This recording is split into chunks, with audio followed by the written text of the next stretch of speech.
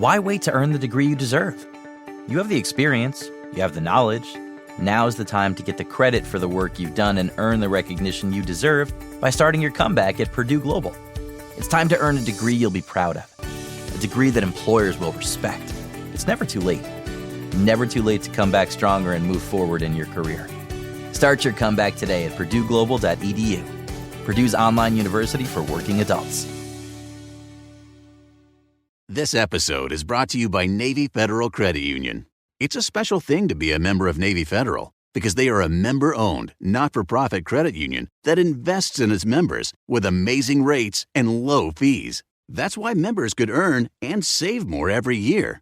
Plus, they serve all branches of the armed forces, veterans, and their families. So if you're interested in becoming a member, learn more at NavyFederal.org. At Navy Federal Credit Union, our members are the mission. Insured by NCUA. Episode 320, Frugal Side Hustle, Bookkeeping with Kate Johnson. Welcome to the Frugal Friends Podcast, where you'll learn to save money, embrace simplicity, and live a richer life. Here are your hosts, Jen and Jill. Welcome to the Frugal Friends Podcast. My name is Jen. My name is Jill. And today we are continuing our Frugal Side Hustle series. We do one of these interviews every other month on a side hustle that is not only the opportunity to be lucrative, but is very low cost to start. Doesn't mean you're not going to invest any money, but we think that you can start a side hustle, start a business without a ton of capital up front. And that's what we highlight in these interviews. And this one's something that you can do virtually, which is even better. And Kate, it gives such a good explanation. So I'm excited for you all to hear her. But first, this episode is brought to you by OnlyFriends, the safest place on the internet to be. Do you want to save more and spend less? Only have 5 minutes a day? Then get excited because the Friend Letter launches July 10th. It's actually a newsletter that comes to your email. We're turning the newsletter on its head and delivering everything we know about saving money and having fun while doing it to your inbox 3 times a week. So on Mondays, your emails from us are going to be all about freebies. We'll tell you what companies are giving away freebies or where you might be able to find free events in your area. Wednesdays is all about saving. You'll get tips on one budget category and an actionable step to take each week. And Friday, we will send you slipping and sliding into the weekend with some spending psychology, mental shortcuts, helpful hacks, ways to think about things, reframes to help you say no to the things that you don't value and say the biggest yeses to the things that you love. So if you want to save more, spend less, find out about all the free stuff, head to frugalfriendspodcast.com/friendletter so you don't miss the first edition.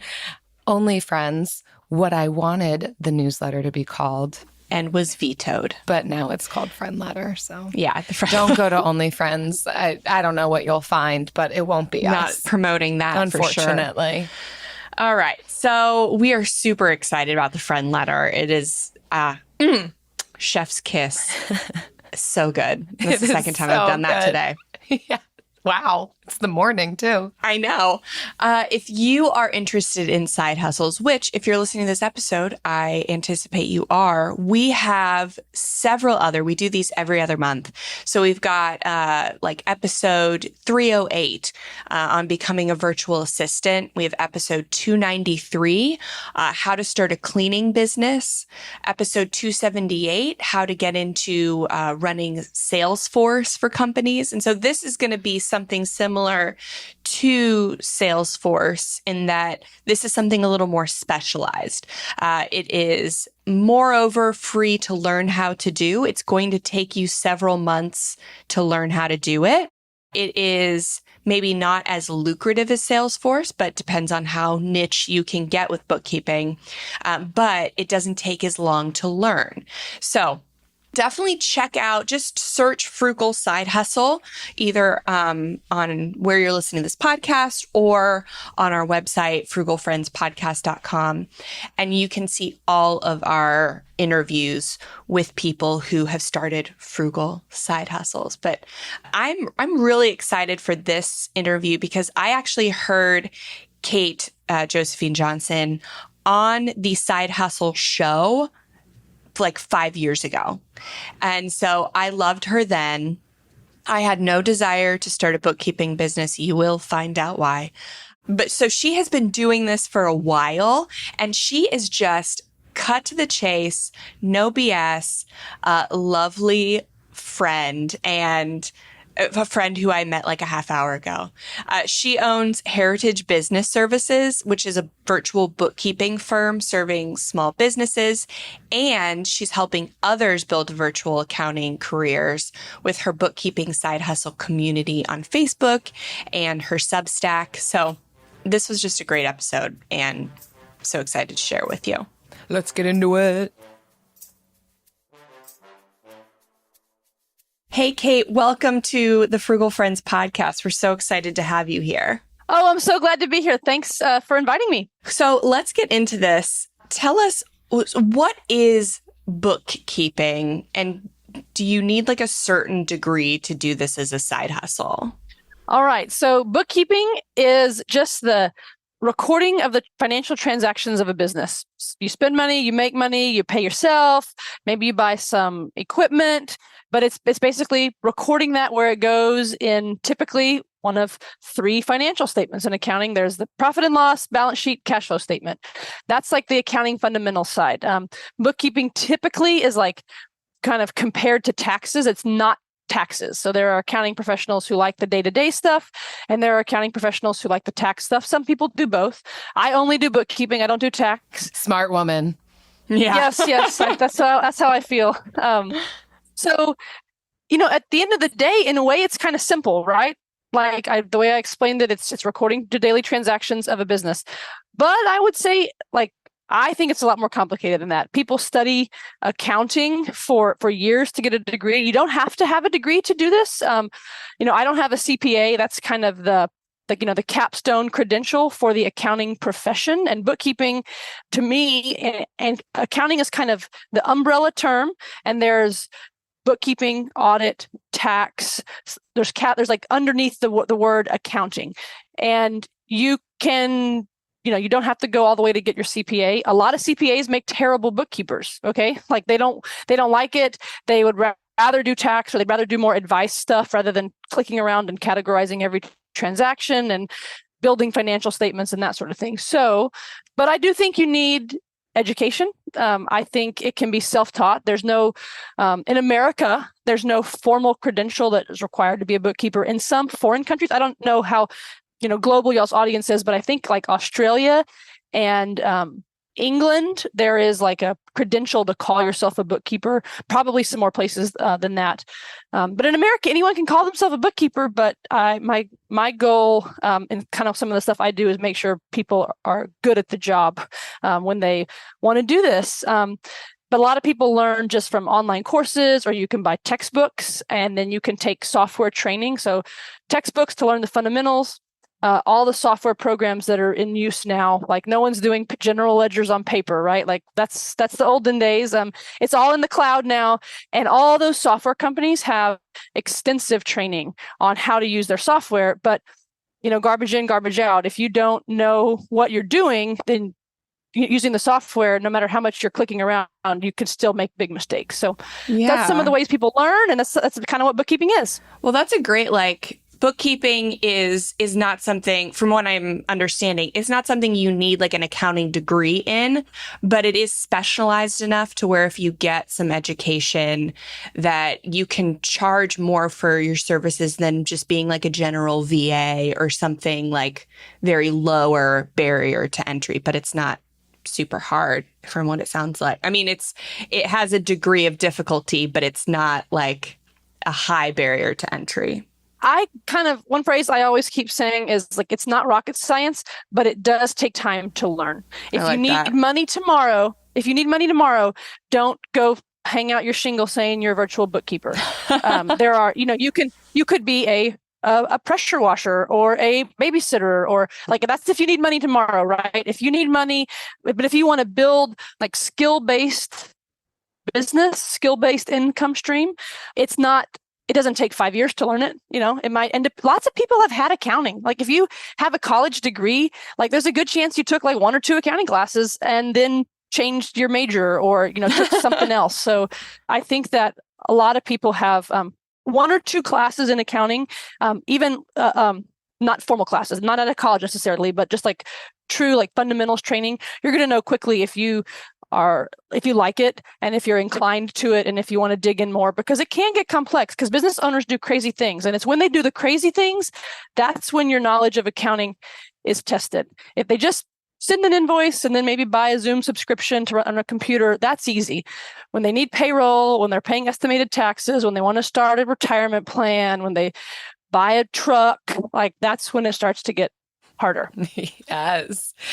I love how you're describing this. And I can appreciate the degree of difficulty you're kind of laying the foundation for. Because when I first heard that bookkeeping was a job people could have, this was years ago, in my mind, the way that I understood it was like how my grandmother keeps logs in her checkbook. You can get paid to do that. It's very simple. She loves doing it while she eats her Oreo cookies.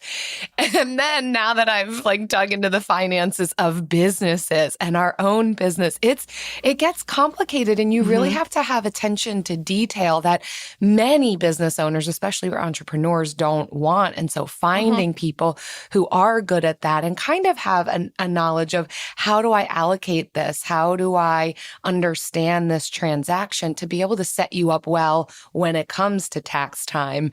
Yes, it's a need across the board. But as you're already kind of describing, I'm curious, Kate, what you would say would be some of those skill sets for someone who might be interested in bookkeeping as a side hustle, or if they're interested in starting their own business. What are some of the key things that you must have this, or if you have this, that's a red flag, you're not going to love it? So let's assume that everyone is going to do what it takes to learn the skill set. Like, so I'm going to assume that only people, I don't want anyone to do this who doesn't know, what a debit and credit means, what assets equals liabilities plus equity means. Like that's our foundation. Beyond that, one of the things I see is that a lot of people who are inclined to bookkeeping are not entrepreneurs. Okay, like you just described, the natural entrepreneur hates the bookkeeping, right? And so probably the bookkeeper kind of hates the entrepreneurship. And when you have a side hustle, y'all, that's kind of a business. Like it is a business, except I have found ways that I suggest to people who, if you're not an entrepreneur, you can still go to work for someone. There are big firms like, Intuit, who makes QuickBooks, has a staff of bookkeepers that they hire, and they're part-time jobs. It's like 20 hours a week. You have to be you have to have some experience to get hired. But I think that's a great way for people who just like, I want to go to work and be told what to do. I'm really good at my task. And then I want to close my computer and forget it, versus the entrepreneur who's on 24/7. And so if you have to first decide, are you ready to be an entrepreneur and in this field? And if you're not, that's okay. There's lots of ways that you can work part-time for people. But But after that, all bookkeepers need to also be good storytellers. The best bookkeepers are good storytellers. So y'all are business owners, y'all, and so like, well, I can look at a financial statement, but I don't know what it means. Like, I need someone to tell me this. Like, pick the most three best important things that I need to know so I can change and make more money next month or next year. Or where am I? Am I on the downhill slide and I don't even see it? So a bookkeeper who is able to communicate, because we've established that people know the technical stuff. If you're able to communicate, you're going to stand out from the crowd, because a lot of accounting types kind of struggle with that. There's ways that you can do it in writing. There's ways that you can, do a pre-recorded video if you're not good at like talking on the fly. Like there's always, but that's what a business owner really needs, is help me understand my numbers rather than just click, click, click, because the business owner doesn't like the clicking in the software. So technical skills is a given. Communicating the story of the finances of the business. And again, the more you know the technical skills, the more that's going to come naturally. I can look at a profit and loss statement, and I can read a story in it.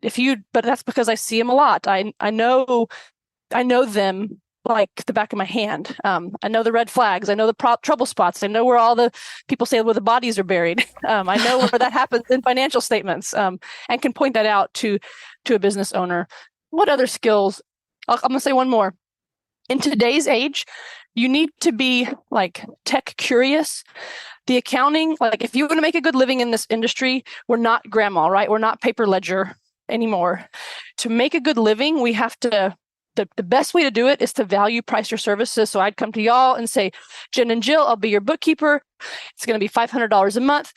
I don't want to charge by the hour, because then I'm going to go and I'm going to rock my tech stack, and I'm going to be able to do the work quickly that would take y'all hours and hours and hours to do. I'm going to be able to do it fast because I've invested in learning, integrations and how to do stuff quickly. I can set up rules in the software that do some of the work for me.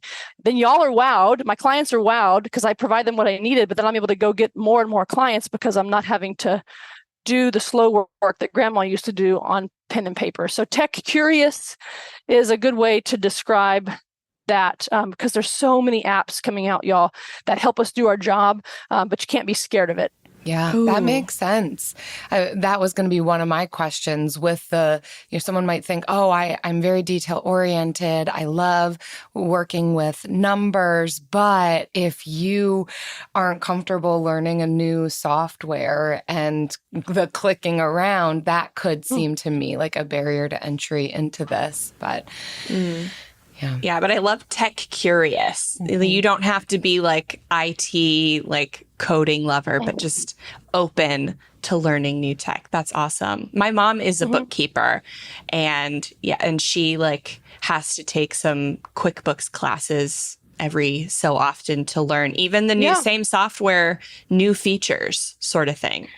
So that's a great point. So I am a QuickBooks Pro advisor. I don't really serve clients in QuickBooks anymore. I've chosen a different general ledger, but I still keep my QuickBooks cert because it's the big gorilla in America. Like it's the most common software. So most bookkeepers are familiar with it if they haven't built their business on it. But every June 30th, I have to get recertified before June 30th. And it's like panic if you think you might lose your credential, because then the test is so much harder. The recert is easy, or it's only three little like short exams. Actually, this year it was just 2 short exams, but the full cert is like 10 quizzes. It takes days to do. And so you're like, never will I lose that. I only want to have to recertify, and I just had to do that. And it's important because the software changes so much in a year. Those developers are just like, they're building this and that, and it's like, what, that used to be on the left, now it's on the right. Oh my gosh. Job creation. Yeah, I guess so. Yeah. AI might be the most important new computer technology ever. It's storming every industry, and literally billions of dollars are being invested. So buckle up. The problem is that AI needs a lot of speed and processing power. So how do you compete without costs spiraling out of control?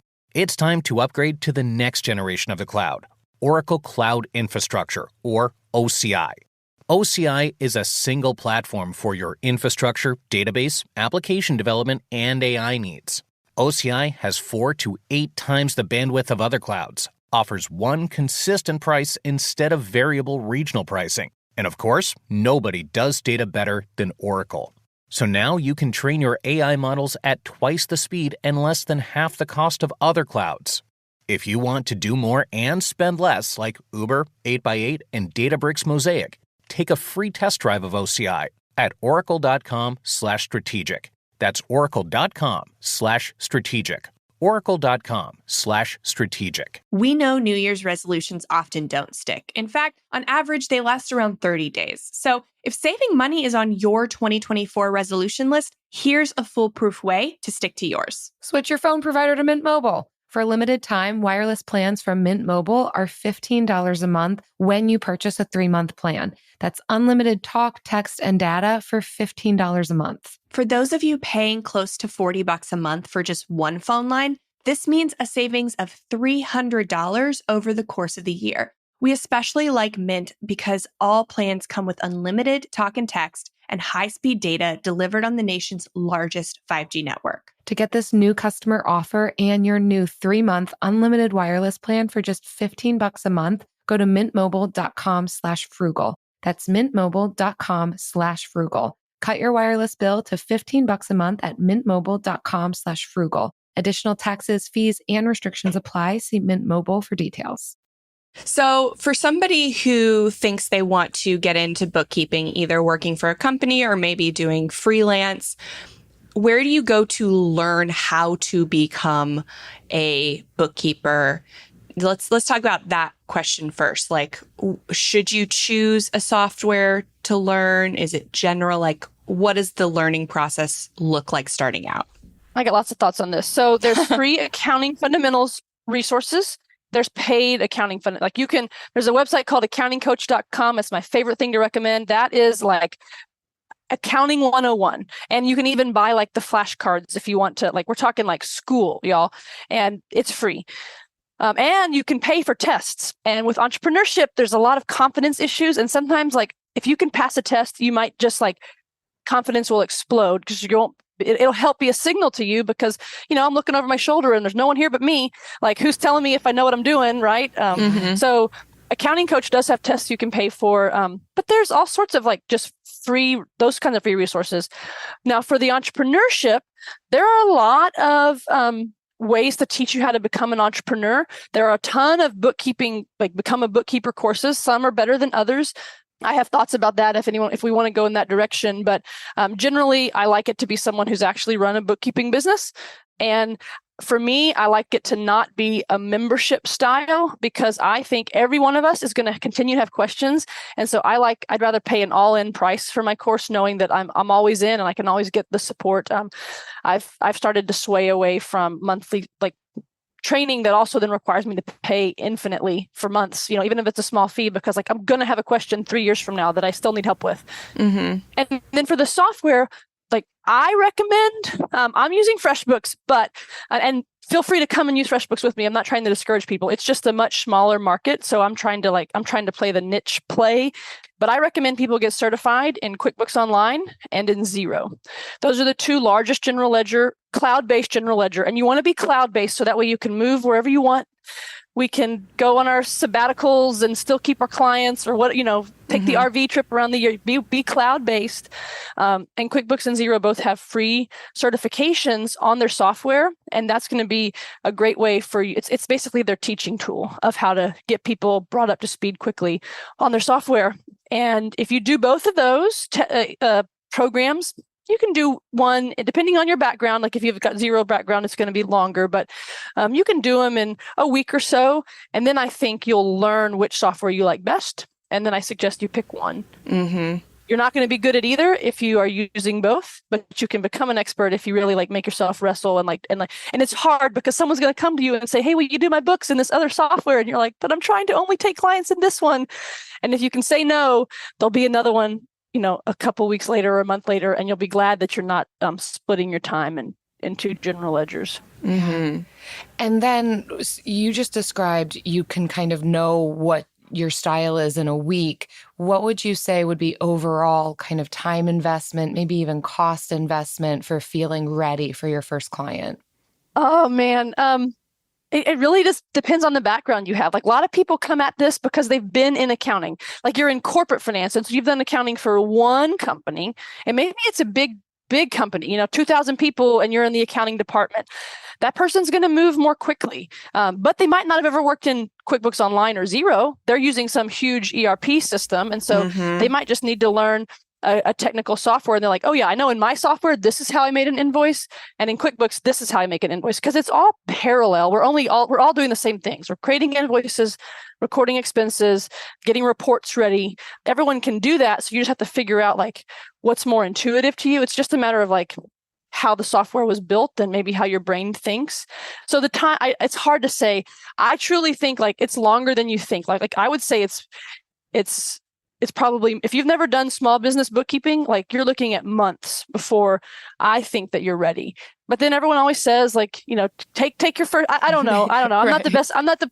I encourage you to get started, but it's such a serious business, y'all. I guess that's my point. I don't want people to say, I've never done accounting and I'm going to handle someone's books in a week. Like, please don't, because it's their livelihood and that's how they feed their families. And you can really mess things up fast inside of a bookkeeping software if you don't know what you're doing.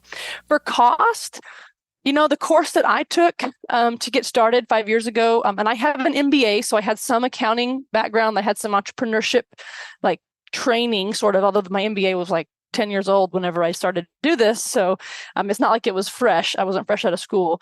But that course that I take, I think it's about $2,000. Some courses cost more than that. That's really, I think, the max anyone needs to pay. I think there's a lot of good courses at that price point. Mm-hmm. There's plenty of people trying to sell them for higher than that, though. And I just kind of am like, oh, man, I don't know why. Unless you just really resonate with those instructors. Yeah. I think there's a lot of courses at about the $2,000 price point that have like everything you would need to be a bookkeeping entrepreneur. That's for the entrepreneur path. They'll teach you the bookkeeping stuff and teach you the engagement letter and how to make proposals and how to price and all the soft stuff. Right. Because you're going to be a good bookkeeper for your own self then in that process. Yeah. Yes. Yeah. That's a really good distinction because some people are like, why do I need to pay for a $2,000 course if I can get the certification for free? But that's really where the value is. Like, yes, you can and should find free ways to learn, get your certifications. But if there are soft skills that you're not going to find for free online, that's where you find those in these courses. So yes, I think if you want to be, working for Intuit or something, maybe not. But like if you want to be taking freelance clients like you're doing, Kate, then a lot of value in that. And you can mention the course that you took and recommend if you want. So I took a course called Bookkeeper Launch. I also run a community called the Bookkeeping Side Hustle community, and I have resources that other programs too.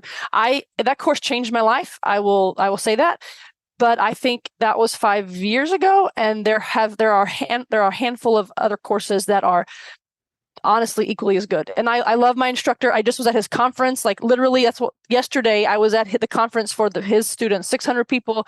I love it, but I'd be disingenuous if I didn't say that there's other equally good fits. And so what I say is find the instructor that resonates with you because you're going to want to quit. And so who is it that's going to make you open your computer at 5 a.m. when you're getting up before your kids or at 10 o'clock at night after you put everyone to bed because you're doing this hard thing of starting a business and learning a new skill? Whose face do you want to see teaching you the things you need to learn? That's like way more important. And who has a team to like, when you say you're going to stop, that they're like, no, come back, keep going. Here's your next step. Because you're going to feel that for sure. Oh, that's helpful. So let's say somebody did the thing. They took the months. They feel confident. They burned the midnight oil and they want to start looking for clients. Where would you recommend someone begin? Are there some niche businesses that you've seen might be more prime for the pumping? What are you seeing? The more you know accounting, the more you're going to know how hard accounting is for different types of businesses. So like you might think, oh, I own a home. That means I know real estate. Like, no, real estate, super, super hard accounting. E-commerce, super, super hard accounting. You're like, I bought on Amazon. Maybe I can do e-com. Like, no. So the more you know accounting, the more you're going to know how hard the businesses are to serve. Service-based businesses are the easiest. They're going to pay less because their needs are not as great. Like they could maybe even do their own bookkeeping, right? So, and the thing about a niche, most everyone I've talked to, and I've been doing this for a while, and I have a big network in this community. People say the riches are in the niches, but everyone who has a good niche says, I wouldn't have picked this niche when I started. It's like you fall into it. And so I really encourage you to get a handful of clients because you might think like, oh, well, I love good food. Maybe I'll do restaurants. And then you're like, no, restaurant bookkeeping is miserable. It's super, super hard. It's not the same as eating the good food. It's not the same as eating. So taking a few clients before you niche, I think, is probably the wisest. Before you don't hire the copywriter to make yourself the website for being the painter's bookkeeper, like all this stuff. And then you're like, well, it turns out I really liked chiropractors. So don't niche too early. But I think getting your first client is the gold mine is like people that you know. And not your best friend, not your family. I'm just saying like someone you interact with. Like I got my first client at a networking session locally in Virginia Beach when I was living in Virginia Beach. My second client was a dad in the kid pickup line at school. We were like standing in the lobby and just chatting, and he lost his bookkeeper and needed a new one. I hadn't really ever talked to that guy at all. Like his kid's way older than mine, but there was still like sort of a personal connection. So if you tell everyone that you're a good bookkeeper, I think that's probably the best way to do it. I don't think you should spend money on ads at first or anything like that. Look, like if you tell 100 people you're a bookkeeper, you'll probably get a client. Oh, yeah. I love that. 100 people you know, 100 people you know that you're a client or that your cousin knows. Like not further than that, not further than that away, okay? Well, and I love that you can do this online, so it doesn't have to necessarily be in the school pickup line. It can be something that you put out on social media and be able to get clients from family who live in another state. That's yes. And I didn't watch. That's a good catch. Thanks for correcting that. I did get my first 2 clients locally in my town. I served them virtually, which that's important. Draw that line in the sand from the very beginning. Don't go to anyone's office and pick up papers from them. There are tools that do all of that now. Like never touch a receipt. The receipts will come to you in an app. Like that's how to do it. So I served them virtually, but you're right. Like your existing network is what I'm talking about. And it doesn't have to be like in your actual neighborhood. Yeah. How much time would you say when you do have clients that each client might take you per week? Super varying. I take on small, low requirements clients because for me, I deliberately don't want a client that like needs me. I don't even want a client that needs me every week, y'all. That's just but some people, you can make a lot more money if you take clients who need you weekly. But so I'm doing smaller, more like monthly cycle bookkeeping. And as long as I get them done within the month, that's fine. And so it's like on my own schedule. And then we meet and have a debrief. But so I really am tackling the small guys. But there's so many services you can provide. And with sales, you'll learn that like if you can get more money from an existing customer, that's usually better than going and finding a new customer. So if you start small and then you're like, hey, can I help pay your bills for you? That's an add-on service. Hey, can I run payroll for you? You've been doing that and that's stressing you out. I can do that for you. I can make your invoices for you. I can do receipt management for you. All those are more and more time, right? And I don't do a lot of those additional add-on services. I know people who make a good living serving a handful of large clients and then a lot of small clients. So it's just really variable. Like if anyone tries to tell you that there's an answer to that question, they're lying. Okay, they're lying. There's no. Oh my gosh, I love it. I love how honest you are. It's like what everyone's thinking, but nobody's saying. Thank you. Well, because you're going to get served ads. Everyone who probably watches this podcast is going to end up getting served an ad from coaches who are going to say like, 5 hours a week, 100 grand. And it's like, probably not. Kate, like, maybe I literally, the outlier would be that. After like emailing and researching for this interview, have started to get ads. Oh yeah. Yeah. I've already started. Wow. So yeah. Good looking out. It is good to know because especially for those who are wanting to approach this as a quote unquote side hustle that maybe always remains a side hustle or turns into a business, it's helpful to know that there's a range of the types of clients, how much time they're going to take, that you could find clients like just hearing you say those in the service field might take less time. That can be helpful to know when you are initially looking for clients and deciding how much time do I even have to give to something and what is the general need? How often are people going to want to be reaching me? So your honesty in that and kind of laying out the reality that there's a spectrum is helpful to know and even deciding, because if I only have 5 hours a week to give, then this may not be my side hustle. So.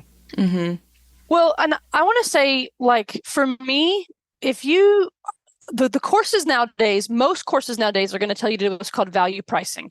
And so we're not going to track our time. I mean, you can track it internally for yourself, but ideally you're not telling your client how much time you work. And the reason is because we're supposed to get faster, is because the first month is slow and clunky, but then we set up bank rules in the bookkeeping software. The software gets trained, y'all, like the software, and then more and more so it's going to get trained. And so the more we work in the books, like things are going to go faster. And then we're like, oh, I can buy a $10 add-on app and do that thing that's taken me an hour, it only takes 10 minutes and it's only $10. Oh yeah, that's worth it. And so you make more money over time, even with less clients. That's the goal. That's the goal, because I've gotten better at serving you. I know exactly how your invoices are laid out, so I can do 10 invoices in the amount of time it used to take me to do 2, or I invest in technology to help me, zap some stuff around. And then your effective hourly rate goes up. Your effective hourly rate goes up, even though your client doesn't know anything about the concept of an hour, of how much you're making per hour. So that's another reason, like if you need a lot of money tomorrow, it's not as good of a job. But if you can get a $500 client, hopefully in a year from now, you've raised your price because of inflation. Like everyone should be raising their prices anyway, on a regular clip of some sort, and you're working less. Like that's the goal. That's the ideal scenario. I love that scenario. I love that ideal scenario. You know what else I love that is usually a secret to all of our listeners until they've listened for a long time? So ideal. The Bill of the Week.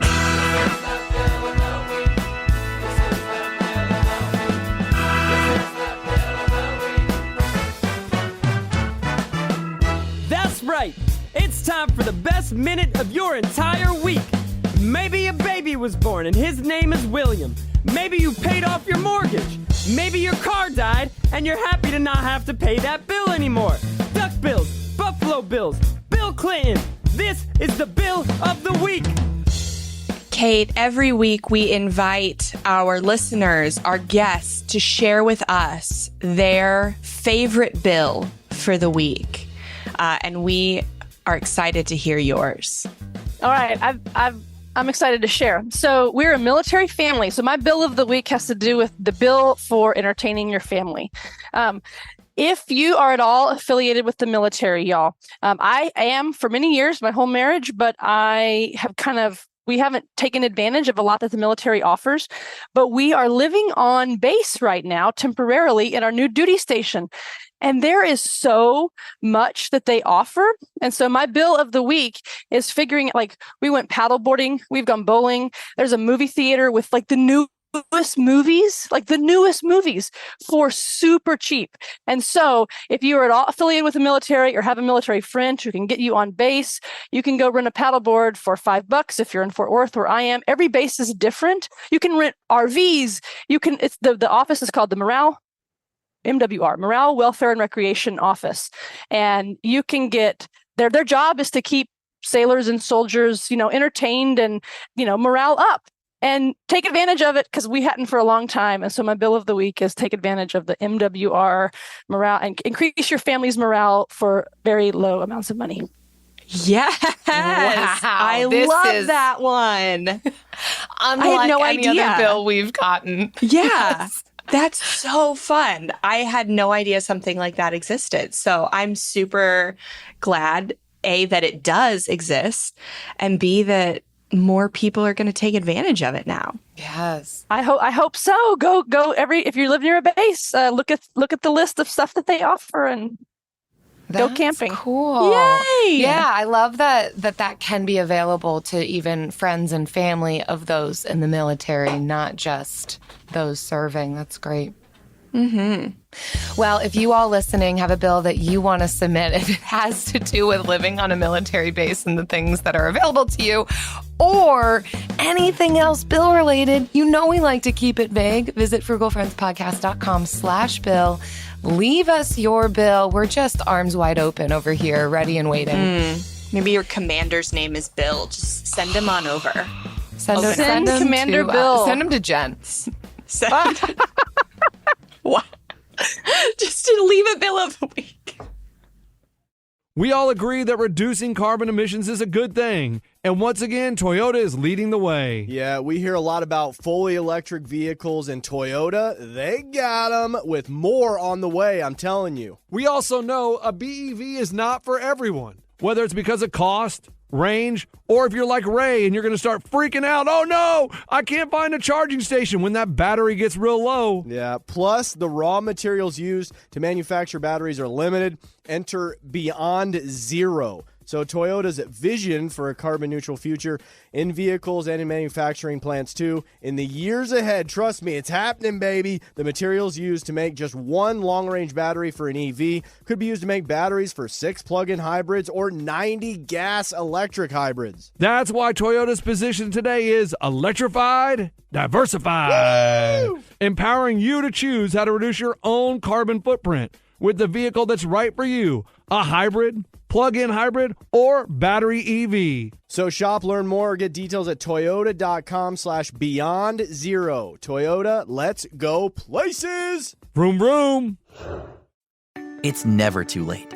Never too late to earn a degree. Never too late for a comeback. Between your busy career and taking care of a family, it can feel like there's never a good time to go back to school. But your time is now. Time to start your comeback with Purdue Global. As Purdue's online university for working adults, Purdue Global is dedicated to supporting adults like you who know it's time to earn the recognition you deserve. You have the experience, you have the knowledge, it's time to get credit for the work you've done. You can balance work, family, and everything in between while earning your degree. It's time to move forward in your career, for your family and for yourself, with a degree you're proud of, a degree that employers will recognize and respect. You're worth this investment in yourself to earn a degree you deserve. It's never too late. Never too late to go back to school and come back stronger with an education you can trust. Now is the time for your comeback. Start yours today at purdueglobal.edu. And now it's time for the lightning round. Pew, pew, pew. All right. Pew. All right. So today, in our lightning round, we want to know what's the most unexpected expense you've discovered when going through your business or personal transactions, or Kate, if you have a hilarious one that you can disclose, or anything interesting, unexpected. Unexpected. I guess I'm just going to be nerdy bookkeeper here. Before I started my business, I didn't know how much transaction fees were. So that has been unexpected. And I have been working in my business to try to, like, as I get paid, reduce transaction fees. But it's just dang hard to like I guess banks want their money and payment processors want their money. But before I was a business owner, I didn't know that. And it's a not insignificant line item on people's profit, business owners' profit and loss statements. What we have to pay to get paid. Mm-hmm. That was new to me as an entrepreneur a couple of years ago. So. Yeah. Fun fact. You might know that. So as far as valuations of companies, like on the stock exchange, it might come as no surprise that SpaceX is the highest valuation. The second highest valuation for a company is Stripe. Yeah. $50 billion. It's because of all those transaction fees. So fun little fact. I think I've heard that their CEO almost kind of is a little bit like embarrassed about that, and I think he tries to be really charitable because it's really I'm just helping people move money. That's all I do, and I'm we make money hand over fist. So there's a lot of pushback about how are you so wealthy, because you're helping small little guy, right? You're taking all that is from the tiniest little guy who's the food truck man and making Stripe guy rich. So yeah, but Stripe is better than PayPal. I will pay transaction fees there over PayPal any day. So if you use PayPal, your books are wrong, people. So that's the worst. Good note. You get charged extra if you come to me with a PayPal account in use because it's hard. Well, good. I'm glad we don't use PayPal. That's fantastic to know. Yes. Wow. Yeah. Doing one thing right today. Right? Yeah. There you go. What about you, Jen? What's your answer? So we do our own bookkeeping for Frugal Friends. Quote unquote. Quote unquote bookkeeping. Oh God. I am when you were talking about the entrepreneur that hates bookkeeping, it's she's talking about me. She's talking about me. I have to be quiet. Quit talking about me. Yeah. But so in bookkeeping back in October, it was in January. In October, I'd canceled this membership that we had this monthly. I had paid annually in October, the prior October. So I canceled that. and it was fine, nothing weird. And then January, they charged me for another full year. Like I hadn't even bought the membership in January. Nothing had happened in January with that place. But they charged me for a full year in January, and I had to go back in there and be like, hey, I canceled this in October. I had the receipts and the emails of where they said it was okay. They did not charge me in October.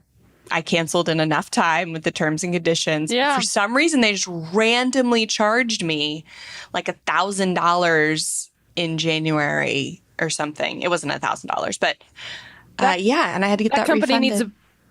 They need a bookkeeper too. Yeah. Yeah, I imagine they do.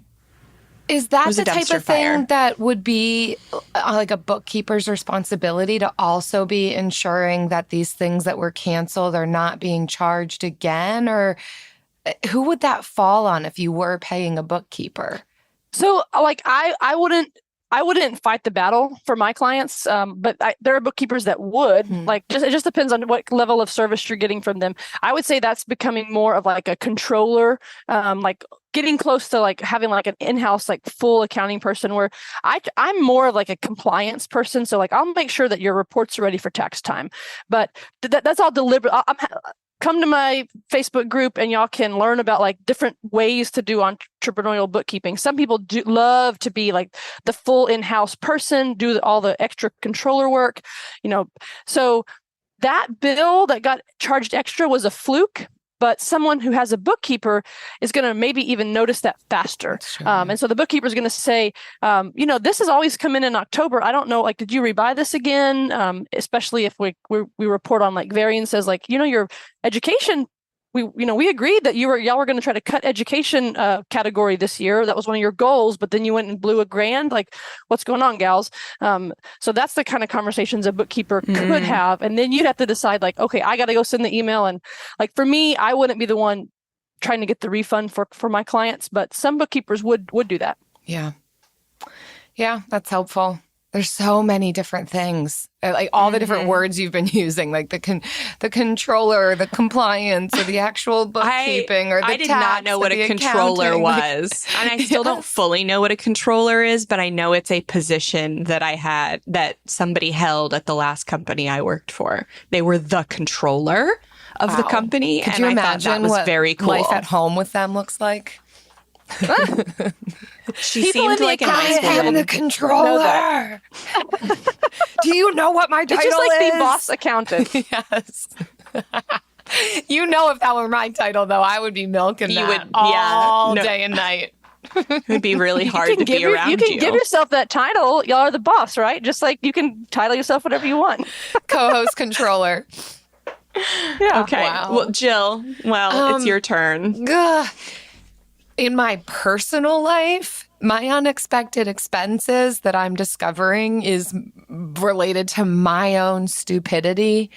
I just feel like I am striking out just everywhere because of the fine print. Oh, I've been telling you all my stories, Jen. Yeah. Like, things are just costing me money. It feels like it's my fault. I don't think it is. I think it's these other people with their fine print. It's a cautionary tale to read the fine print. Your life is. I read the fine print and I think I understand it. And then I've got so many stories of expenses that are just, what am I going to choose though?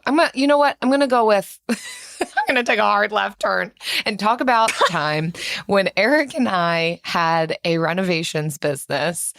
We did residential, like kitchens, baths, whatever for people. One of the unexpected expenses, since we're talking about entrepreneurialism, side hustles, or owning your own business, was the time that it took to shop for a customer that we often did not factor into our estimates.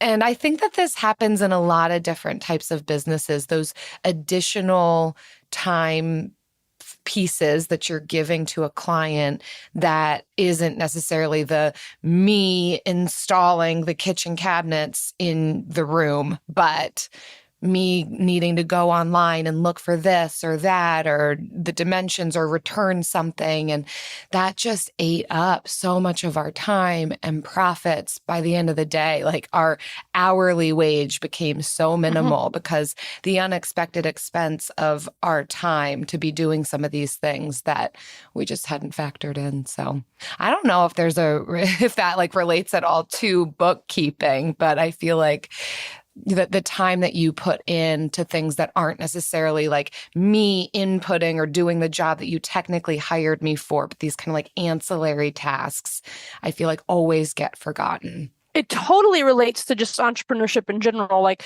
you want to reduce the amount of unpaid time you work. One way I've done that is no one works with me without getting me for 2 hours instead of 1. So we don't work 2 hours at a time, but we do 2 1-hour sessions when I'm training. Because I was doing 1 hour, because some people are like, oh, I need you for an hour. And I'm like, it takes me 10 minutes to, first of all, have the sales call, and then I'm going to input you in my software to send you the invoice. Like all that's like unpaid time, right? Or send you an email back and forth because you have a question and we have to reschedule our time or whatever. Like, and so I'm like, okay, my minimum engagement is 2 hours whenever I do training, just because of that, because of the fiddling.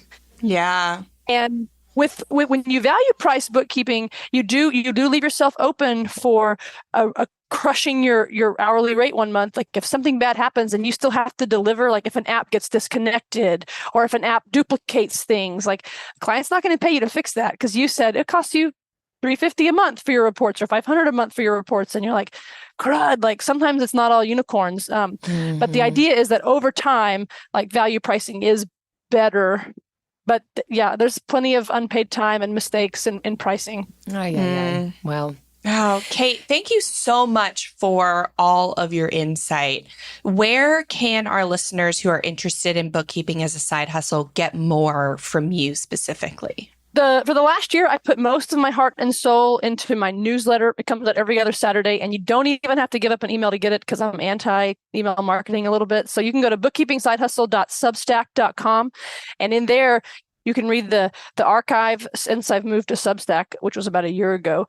And that's where I really put my heart and soul. I build in public on that newsletter, and then I provide a whole lot of just what I think is useful in the last 2 weeks. And you'll get linked to like all the other stuff I do, like my Facebook group. You'll get linked to the videos I make on my YouTube channel that week. And it's kind of my host and my hub and where my heart is right now. So bookkeepingsidehustle.substack.com. Cool. Awesome. And what was the name of your Facebook group? I think if you just search Bookkeeping Side Hustle Group in Facebook, you will it will come up. It's got like, I finally paid someone to like make a little logo. It's like blue and orange, I think, with a white background. And it's got, I don't know, it's kind of a big group. So if you see it, I think it might be over 20,000 members now. So that's the one that I run. But you can get to that easily if you go to the newsletter. I always put like the most interesting conversations. And so when you click on a conversation, if you're not in the group, then you'll have to ask to join. Perfect. Awesome. Amazing. Thank you, Kate. It's been wonderful. I've learned so much. Y'all, this was great. Keep up the great work. I came to bookkeeping as a side hustle because I was interested in personal finance and helping my family's personal finances. And I know that's where y'all's heart is. And so if it's not bookkeeping, it's something else that y'all are going to teach. So I hope people, you're like, oh man, that bookkeeping stuff sounds terrible. I'm going to listen to the next episode. And that's totally fine. Keep listening to Frugal Friends. But you were honest. Even if it sounds terrible, you got honest, genuine conversation. Thank you, There are people who love this. They really are. They really are. Yeah. Good for them. Good for them. Yes.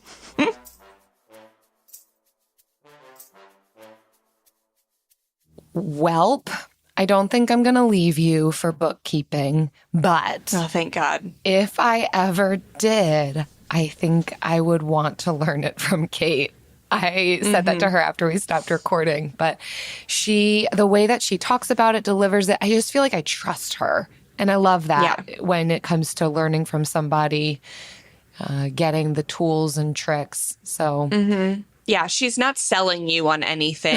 She is telling you and telling you if it's not right for you too, which we're huge fans of. Like, we don't think Frugal Friends is right for everyone. And we want people to know, like, if you're not a fan of like girls talking to each other, then it's not going to be for you because there's so many things we can't change about that in a short time span. So I love like Kate's attitude around all of this. And so we hope that you got a lot from this episode if you're interested in side hustles.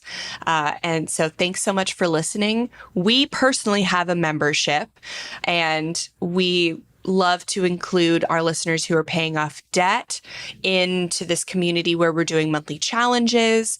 We do ad-free interviews. We have courses, all kinds of things to help you on your journey.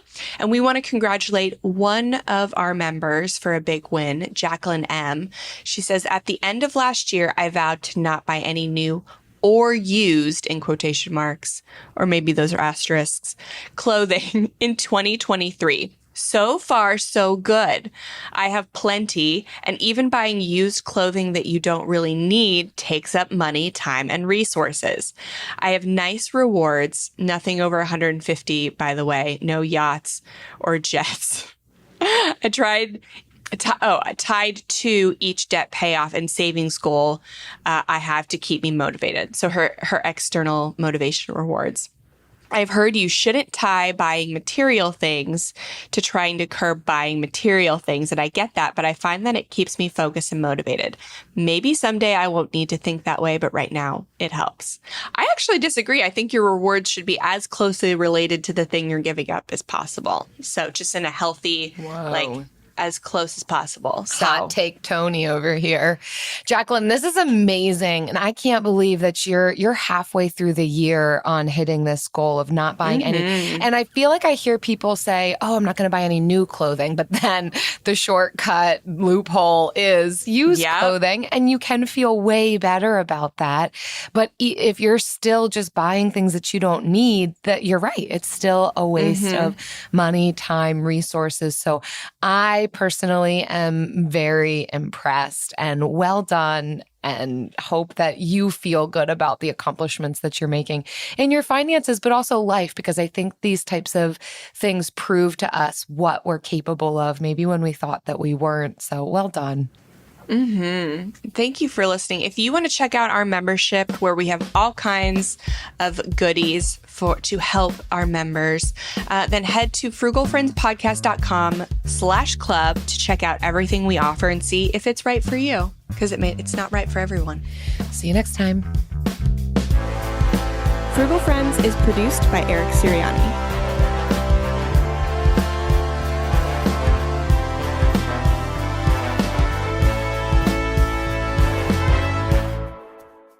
Okay, Jen. Yes. You want to hear my most recent personal stupidity? Yes. Where I'm failing and just can't be trusted with anything. Yeah, I would believe more that you can't be trusted versus you're failing. So let me have it. It really does feel like I used to be very on top of things and understanding of fine print, and suddenly it just all feels to be going to crap. Or this is another fine print story. Yes. Or I have been successful at fighting something in the fine print, and that hasn't been happening either. Okay, here it is. Eric and I are going to San Diego in a couple of months for a wedding across the border down into Tijuana area. So we're going to be both in California and in Mexico for part of the time. I don't want to be a burden or expect other people to be picking us up and driving us all around. I think we're going to want to be going a lot of different places. So I'm going to rent a car.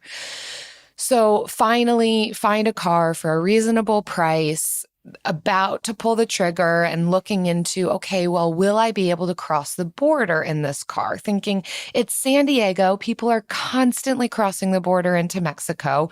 I would imagine that given that location, it will probably be allowed.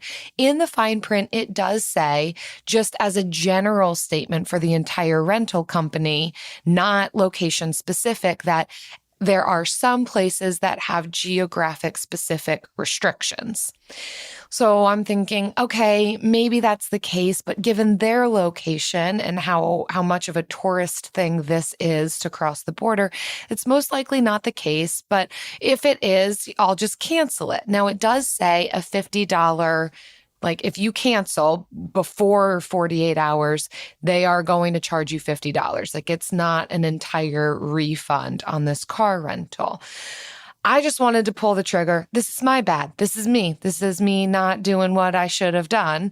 But I'm thinking it's not explicit in here. They're not stating what their policies are. They've just given the general statement. So I'm going to book it and then give them a call and see, what the dealio is. And the dealio was that they absolutely do not let you take their car over the border into Mexico. And in fact, there are no car rental companies that they know of in San Diego that would allow you to cross the border into Mexico. So I'm like, then there's no point in me having this car. I'm going to cancel it. Charge me $50. I get on the phone with them saying, hey, your policies weren't explicitly written. I'd like to not be charged the $50 cancellation fee. This isn't going to work for my rental needs. And they're like, no, because we had it written that some geographic restrictions apply. That applies to this. We're still charging you the $50. Call first. Book first. Second. Yeah, I don't know what my barrier was in that moment. I think I just felt like, oh, this is going to time out. Like I have to book it now to be able to get this price. I don't know why I felt like I needed to wait till the booking was secured before I called. I don't know why. Looking back, I don't know why. It felt like there was a barrier at the time. And now all I can do is chalk it up to my stupidity costing me $50 and, not going to lie, a ton of time. I probably spent 2 hours on the phone and on chat trying to get them to not charge me the $50 fee. I even called my credit card company to be like, will you spot me? Because these people won't. And they're like, nah, not if it's written in the policies. I'm like, it was hardly written in the policies. Hardly. That's legalese. It's hardly written. So it's vague. So they can, get around it. You know what? You're just going to walk across the border with the rest of rest of the people. Yeah. Who hasn't walked across the border to Tijuana, right? It's, right. And actually it is faster. It does take forever to try and cross in a car. So it'll probably be better in the end. I'll earn back my $50 in the time I save by not crossing. That's a good way to look at it. Yeah. I just got there just by talking to you just now, Jen. Thanks for listening. Thanks for letting me vent. Anytime. With the best all-inclusive vacation deals to Mexico and the Caribbean, booking your getaway with Cheap Caribbean Vacations means you have more freedom to do your deal. Whether you want to enjoy snorkeling, endless margaritas and more, or simply soak up the sun and sand in a tropical paradise, Cheap Caribbean Vacations has your deal for that. Plan and book the exact getaway you want at exactly the right price for you by using our exclusive budget Beach Finder. Or find a featured all-inclusive package to Iberostar Hotels and Resorts and do your deal at cheapcaribbean.com. Bring home Napoleon. Destiny has brought me here. The action epic from acclaimed director Ridley Scott. What is your name? Napoleon. You are the greatest leader in the history of the world. Witness the rise. You are nothing without me. Of the legend. Starring Academy Award winner Joaquin Phoenix and Vanessa Kirby. I'm the first to admit when I make a mistake. I simply never do. Napoleon. Buy or rent on digital now. Rated R.